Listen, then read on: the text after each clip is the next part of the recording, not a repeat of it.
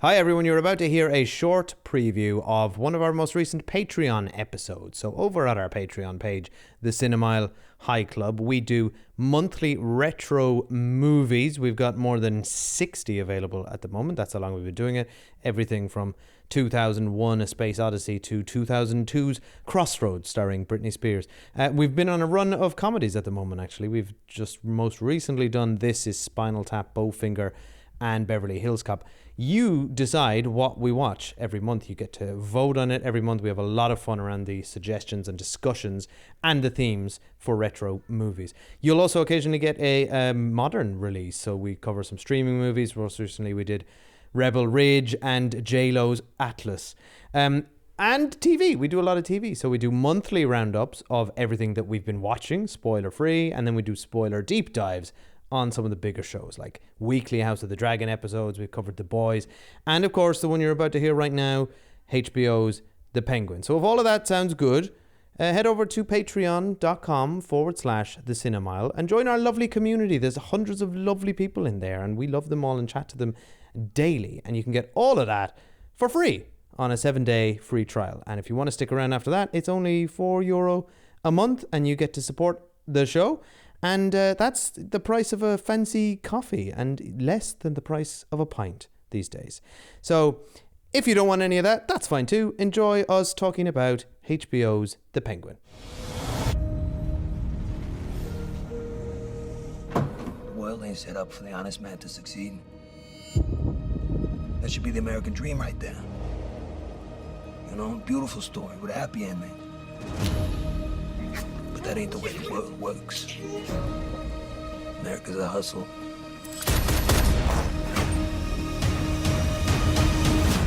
Right, hi patrons. Hello. We're here to talk about The Penguin. We've watched episodes 1 to 3. This is the new HBO show starring Colin Farrell. Colin Farrell. He's feral in this role. Colin Farrell as the titular quackian Batman villain. And it's loads of our patrons were recommending it. Loads of people were messaging us on Instagram and stuff about it. And we were like, oh, do we really want to watch a Penguin show? The answer was no. The answer was no. And then, yeah, we love it. Yeah, it's really good. We so of the two gritty, dark, unnecessary origin tales of Batman villains starring an actor from the Banshees of Inisherin, this is the one to watch. So we're going to go into the first 3 episodes with full spoilers. So if you haven't seen the show, I do recommend give it a look. I think if you're not on board by the end of episode 1, then check out. Yeah. It's not going to improve. But I suspect you will be, because I think this show definitely got its hooks into us by the end of episode 1. Really good sort of character stakes, really interesting. Do you know what I really like about this is the crime hijinks, the scheming. Really the scheming. So, you know what I like about it? Yeah. Like from the very beginning, because I was like, I don't remember that Batman movie. And like even during the movie, I didn't even know it was Colin Farrell. Doesn't matter. Because the prosthetics are that good. Yeah, it doesn't matter at all. Like this has got nothing to do with that movie. It's just that he is the Penguin, he lives in Gotham, and then actually the rest of it has got nothing to do with anything to do with Batman. I will say it is clear, we're in spoilers now, so Yeah. it is clear that they're using the flood that happened at the end of the Batman to tie into the character origin story of Vic, Oz's sort of henchman, who is kind of the heart of the show. I think the two of them. Yeah, we love him. But that's just a flood. Like, it doesn't matter that it happened in that movie. No, the origin of the flood's irrelevant. It could have been anything. But Yeah. I like the continuity of picking up a disaster that would have impacted the entire city and the flood relief, and then putting aside Batman. Like, no one has even mentioned. I thought you'd get a sort of an odd sort of reference to the guy in the cowl, or that weird vigilante guy who keeps chasing me everywhere, or something. But like, no, they've absolutely parked it, and which I think is right, so that they can 100% right. establish, stay in this world, stay in Oz's world. And also, as soon as you bring him in and you remind us of him, I think it it kind of takes you out of it also makes this world seem a little sillier.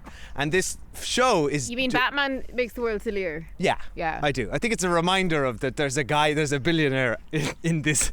just out of sight, there's a billionaire walking around dressed in leather, beating up the drug dealers that we're meeting. Before we talk about the show, though, I do want us to talk about the fact that, basically for HBO, this is kind of Sopranos vibe. This is mafia stuff, right? Uh-huh. And it's really premium, it's really high end. You've got Colin Farrell because you managed to get him because he was already part of the franchise, which I would imagine is a huge draw for them to make this show and not just make a gangster show. It's fascinating because to me the Penguin thing was off-putting. I'd love to know if people think that it being set in the Gotham universe and having Penguin is like a plus or a minus. Well, this is the problem, and I spoke about this on our Joker review. We now live in a world where to get any interesting stories made, they have to be attached to IP. And we're now have a huge star, and this has both. And we're past the point where the stories that would traditionally be told within the universe of that IP have either been exhausted or we're tired of them, so we want something new. So now, and you see this in... I would even, to a light touch, even the MCU, where they dip into genre things, and you have a sci-fi film or you have a heist film, but less so because that is a very sort of consistently bland palette. But here is an example of, this is, as you're saying, this is a mob show. This is a crime show that just happens to be in the Batman universe. Yeah, and if you took that second fact out, it would work completely, would function completely normally as a show. But the only way to get people to watch it is by calling it The Penguin, I don't agree and it's with in that, Gotham. Though, because it's HBO Sunday Night Show. That is not the only way you get to watch. I agree. To watch it. I agree with you. I reckon, and I've done no research. Yeah. It's based on nothing. I reckon Colin Farrell was just really into it, and they were like, "Fuck it, let's give him a show." Colin Farrell is 100% into this. Because they can't. You don't just get Colin Farrell. He needs to be really interested. His other show that he just did that we absolutely loved, Sugar on Apple TV Plus, and if you go back you'll find us reviewing that one.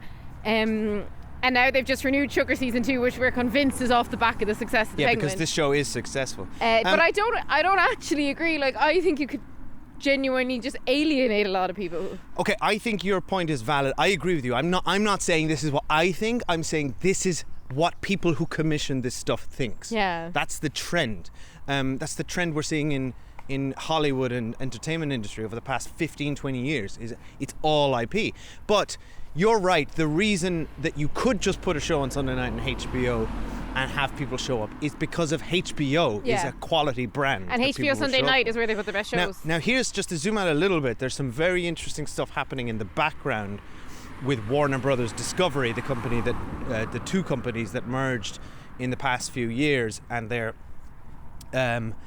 the guy they put in charge, David Zaslav, who has been kind of roundly criticized by the creative community for getting rid of writing off films that have been completed for tax purposes or just making a lot of bad decisions.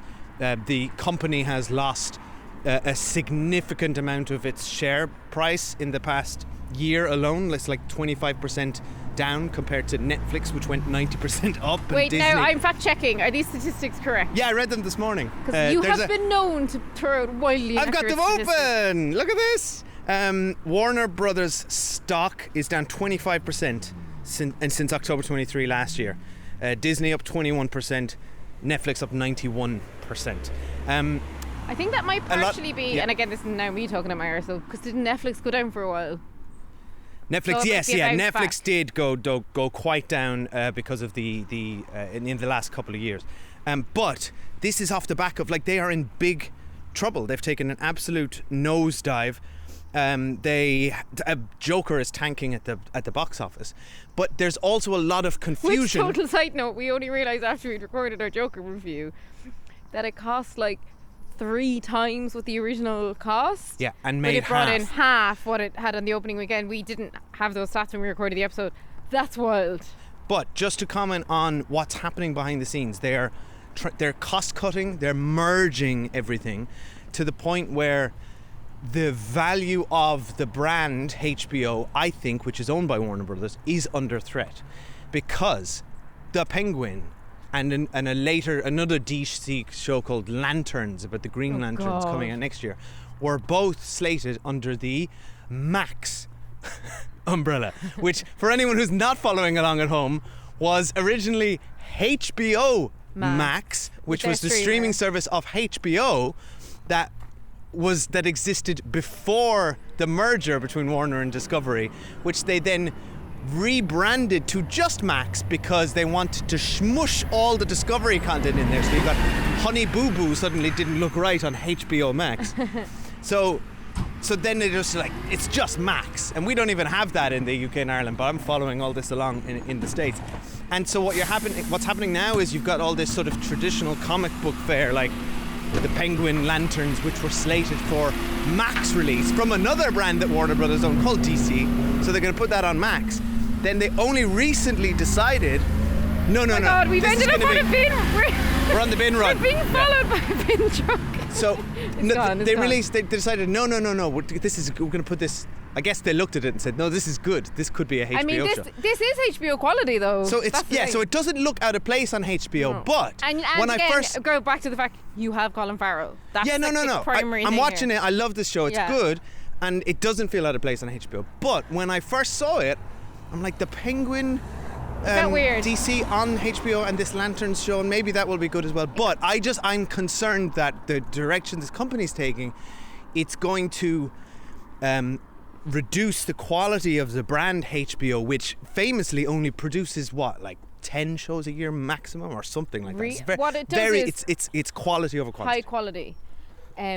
Now, the Lantern show, we can't say anything about it until we've seen it, because we were just missing Penguin. We now think it's really good. We're going to get into Penguin in a minute, by the way, and actually talk about it. But let's give the Lantern a pass until we see it. But what this makes me think of, just honestly, it just brings me back to 10 years ago when Netflix had all the Luke Cages and what was all that stuff Netflix had again when they first... Yeah, they had the Defenders, They Luke brought out Cage, the kind of Iron premium Fist. comic book stuff, and we were really into it until we suddenly got sick of it. One of the big TV networks in the States, which one was it again, had brought out all the Supergirl, Superman. Oh, that was a whole other thing. That So was you had a whole- Netflix doing it, then CBS was doing all that stuff. They And, did their Flash. I think enough mistakes have been made by networks in completely overdoing superhero stuff that there's no possible way that HBO will go all in and suddenly create all these universes. It's not going to happen. But that's what I'm back to my earlier point, where now it's just we have to tell stories that aren't superhero stories but have to be connected to a superhero world. We've gone through the looking glass. We've gone round and roundabouts. For instance, the Lanterns show is being described as a true detective murder mystery with two lanterns on the case in a gritty sort of crime. I'm like, what are you doing? Interesting casting. They've rumored to have cast Kyle Chandler from Friday Night Lights in the lead role, who's a great actor. So, but again, it's just no, it can't be intergalactic. That's sort really of, it's interesting. We've got to ground it. It's on HBO now. This is True Detective. Well, do you know what they should have given us? They should have given us a Joker movie without the Joker then, and I'd have been quite happy about it. A Joker movie without the Joker. Yeah. Just Arthur Fleck. Arguably, that's what we got. So, right, will you get into actually talking about Penguin? Yes. I think where the Gotham stuff works for me, and always works for me, is how gritty and kind of grimy Gotham is. And I think it's good to ground a show in Gotham compared to the real world, because in Gotham nothing else exists. It's I'm gonna rule Gotham, I'm gonna be the biggest drug dealer in Gotham. No one at any point is talking about any other places, except for when Vic's girlfriend says, I'm moving to California tomorrow, and then it took me out of it because I was like, wait a second, people can leave? I know, yeah. No, you're from... No, but he was like, no, but you're from Gotham. You stay in Gotham. I'd be out to California in a shot. It's a Truman Show. You can't leave. You're afraid of the water, remember? Yeah. I actually always enjoy Gotham as a place. We've obviously got Arkham in here. That's about the extent of the lore, I would say. The kind of mesmerising thing about it is, from the first second he comes on screen, it's Colin Farrell as the Penguin. he's unrecognizable. Yeah. They've even like changed his eyebrows, so like he doesn't have Colin Farrell's famous eyebrows, so like his eyes don't even look the Are same. Colin Farrell's eyebrows They famous? are. And he's just so in. Oh my god, the bin trope's coming again. Right, quick. get out of the way. He's just so into the role. It's like he's bored by Penguin. I've never seen anything like it. He is. It's a cliche, but you know when they say when an actor disappears into something, like he has physically disappeared because they've obscured him so much, No and parts of him his are visible. performance is nothing like him. So it's a fantastic performance. It's And they've not done a Danny DeVito on it, who I love as Penguin, but they've not gone down that route. Like they've fleshed him out a bit. They've not even like put him in a fat suit. They've just made his physicality different. I think there's a bit of padding going on there. There's a bit of padding, but it's nothing compared to like, you know, what egregious stuff you see them doing to people. It's more that he's like he's obviously got a fake nose. He's even got fake eyebrows, as I said. Everything about his face is different. Like they've got extra folds of skill on him and stuff. And then it's how he walks, where he just slopes to one side, but he never breaks that. Like he's just always doing it. There's no moment where he's not like giving it 100%, is there? Well, it's funny because you're comparing it to the Danny DeVito performance as a fair counterpoint. I mean, it's the only other Penguin I know. Yeah, and that's very over the top in a very over the top movie, right? In a very pantomimic sort of setting. But I also don't think that I would never describe Colin Farrell's performance here as subtle or any of it. Like it is over the top, but it is riding the line just on the right side of it. I think it's subtle. It's not subtle. He's big movements, big swings, big prosthetics. It's a huge performance. The moving is not subtle because he's trying to move like a penguin and he's a human, and obviously the prosthetics aren't subtle. But actually, I've been obsessed with watching him on the 3rd episode last night. He's doing really subtle things, like he's constantly like licking his lips. Yeah. He's twitching his eye, and they sound really cartoonish, but because it's Colin Farrell, it's like very subtle. Actually took me 3 episodes to notice. It's like he's a different person. Okay, well, I agree with what you're saying, but I would describe that as like additional layers and complexity that he's bringing to the role because he is a fantastic actor. Oh my god! He's doing a great job. Truck is back again. But the God. But the role fundamentally is if it's not over the top, it's tipping up to the top. Like this is not a subtle performance. It's huge. Yeah. That's my point. He is bringing a myriad of little subtle complexities, like you've just identified, like licking the lips. It is a full-rounded, incredible It's like a Tony performance. Soprano performance. Yeah, he's invented he has brought to life a character. But what I am most impressed by in his performance is not the trimmings and the prosthetics and the how much he's sort of just Colin Farrell disappeared, and is it Colin Farrell? There's That's my Oswald second Cobb, which it frustrates me slightly that they changed Cobblepot to Cobb, because obviously they thought Cobblepot's not a cool gangster name, but I disagree. I think he would have been way more, because the whole thing is that like nobody takes him seriously, right? And they all kind of laugh at him a little bit, and they're underestimating him. So call him Cobblepot. I'd underestimate a Cobblepot. But the thing that really impresses me is how much he's able to, like a Tony Soprano, like bring empathy and sincerity to this character while also flipping it on a dime and being violent and angry and aggressive. Like the scene, a few scenes call to mind, like the dinner scene with him and Vic. I think that by bringing Vic in, I think it shows the loneliness of, even Vic can see that he's lonely, right? Of Oz. He's so lonely, yeah. And I think like even his girlfriend is like, he pays for her time. Like she's not really his girlfriend. Yeah. Like when he has that dinner with Vic and he's like, cheers to your father and all that kind of stuff. But he's listening. Really nice. Did you notice like Oz is like, he's not someone who is just, he is someone who is climbing the ladder and just driven and will kill anyone or do anything to get what he wants. Like he is single-minded, but he's also clearly, he's not just using Vic in these moments, because Vic is of no sort of practical use to him. He's actually getting more from Vic than Vic's getting from him, I would say. But he's, you know, we see him say, you know, even what's her name? The Falcone woman, Kristen Milotti's character. The Hangman? Is that what The she's Hangman, called? yeah, what's her name? Karma? No, it's Dunno. gone. The Falcone woman, the protagonist, she says to him, "Oh, you always say the right thing, don't you?" And we see him saying whatever he has to in every circumstance. But when he talks to Vic, he's listening. You know, he's on. He's interested But I think in he's his listening dad. to everyone, though. That's the thing. Well, that's yeah, how he knows that's how to true. play everyone. Yeah, that's true. Like No, but he's listening not in like, what can I get out of Vic, because Vic can't offer him anything except companionship. So he's relating to him and he's empathizing with him. Well, because he used to be a driver, and he's like kind of this. He's like, "Oh, I'm your mentor." Yes. However, he did blackmail him at the very beginning and force him to dispose of a body with him. Exactly. And that's the complexity of the character. And that's why that scene in the bathroom was fantastic, where it all came to a head when you can leave any time. And it's like, do you feel trapped? And then he points the gun to his head and says, "Is this how it feels?" I thought it was a great scene. It was so good. Because that is how I was feeling on behalf of Vic. I was Same, like, yeah. you can't leave. He will kill you. I didn't think he'd kill him. It's funny because when the girlfriend was like, "Come on the bus with me," Dave was saying, "Oh my God, that girlfriend's going to die." And I was like, well, no, there's no, like, the Penguin is our protagonist. They are not having him kill a young girl in episode 3. Like, it ain't happening, and it didn't. And in fact, he went further than I thought and actually said, "Vic, you can just leave."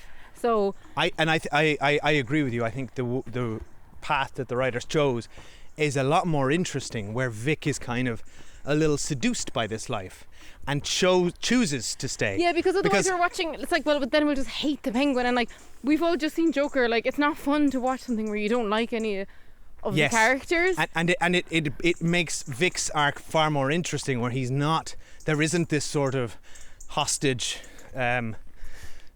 sort of vibe hanging over him.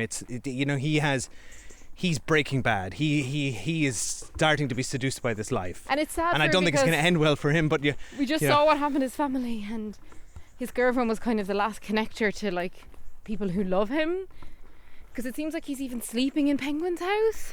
Yeah. So she's like, "Come with me," and he goes, "You're starting to sound like my dad." And she said, "Sorry," and he goes, "No, like, that's a good thing." Like, he's missing that connection with his family, and it's really sad to see that, like, they died after he was a bit pissy to them, so he probably hates himself for all that as well. He's such a good actor, that kid, that we know him from another comic series. What was it again? It was It's on called Disney Runaways. Plus. That was another one of. It's funny because you were mentioning earlier the spate of Netflix and CBS spin-offs and all this. Like, that was one of them. It was one about a very obscure comic I read before called Runaways, where the children of supervillains find out their parents are supervillains And we and quite then enjoyed flee. it. Like, there was a point in time where we watched every single one of these shows that came out. Like, we've seen them all, basically. And he was very good and Yeah. is very good. But there's just too much of it. I think we watched 4 or 5 episodes and then. I think he's very, very lucky to be acting in a role like this opposite Colin Farrell. That is some coup for an actor of that age. Yeah, and He's in all the scenes with him, and he's as good as him. he's doing a great job. Yeah. And I'd love to hear from somebody who has experience with a stammer. But I feel like he is portraying it in a relatively sensitive I think so. and authentic way, based on people seems I've accurate. spoken to who have stammers. It seems quite accurate. So I must look up if he has any experience with that, or knows somebody, Yeah, he's fantastic. or has had training. And more on the Penguin character. So we see him, I think, only twice, like, lose it. So in the first episode, when the like mob boss guy basically says something mean about him, I can't even remember what it was, and it completely triggers Penguin, and Penguin like shoots him, and then he goes, "Oh shit, what have I was done?" great. That was a really good scene. And then the scene in the episode 3 with the kind of Doug Stamper. Doug Stamper, which is all we can think of as him from House of Cards. So he's the kind of 2IC, and he's like really awful to Sophia. That's it. And Sophia is obviously sort of our protagonist as well. When he sets up the honey trap that we've kind of seen brewing since the first episode, and then Doug Stamper, calls him the Penguin. So, because we had been wondering, will he ever actually be called the Penguin? So it turns out it's a name people are calling him behind his back, which is why we wouldn't have heard it, because we're seeing everything from his perspective. When he calls him the Penguin, and then Penguin shoves the phone into his mouth. He's like cracking the phone into his mouth. Oh yeah, it's pretty intense. That was really scary. So I find that when he'll get violent and turn like that is like if you belittle him. A lesser show would save it till the very last episode. At the very end, he would turn to camera and he would say, and it'd be a newspaper man. He'd say, "But what do we call you?" And he'd say, "Call me the Penguin." And then it would cut to credits. But I don't think he wants to be called the Penguin. Like we never. No, that's far more interesting. Why would he? Why would he want that? It's clearly it's a slur. They're slurring, like, ridiculing. Because he said to her when she was like, "Are you sorry for what you did to me?" And he goes, "Look at me, a guy like me. Look what I got." Like I think it's like he knows all the stuff he has though is only because of the money, like getting all the girls back to his flat and all that stuff, and that's why he's so upset that he realised Vic thought he was trapped because Penguin was like, "Oh, we're mates." Yeah. And I'm like, he has no friends. Figure. He has no authentic friendships. No, it's really sad. Anyway, now let's move on and talk about Sophia. Yeah, she's very interesting. So Kristen Milotti is such a good actress. Love her. Right, so there's a nice little sample of the kind of thing that we're doing over on our Patreon page, the Cinemile High Club. If you want to hear the end of that episode and continue to watch the Penguin along with us, well, head over to patreon.com/the Cinemile and you can sign up for a free trial if you like for 7 days, or sign up for the low price of €4 a month, or only $2.50 a month, in fact, if you just want to get the movies and you're not interested in TV. But then you must be interested in TV because you're listening to this. You're certainly watching the Penguin. So thanks for listening. That address again is patreon.com/the Cinemile.